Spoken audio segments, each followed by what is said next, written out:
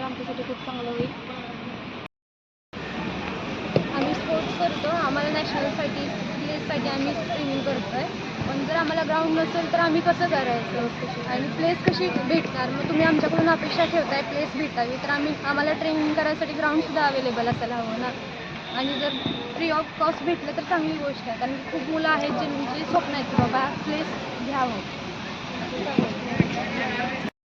आम्हाला ट्रेनिंगसाठी मडच्या ग्राउंडची गरज आहे, कारण की आम्ही रनिंग करून आम्हाला इंजुरीचा त्रास व्हायला लागला आहे. भरती खूप जवळ आली आहे आणि आम्हाला इंजुरीमध्ये जावं लागतं आहे.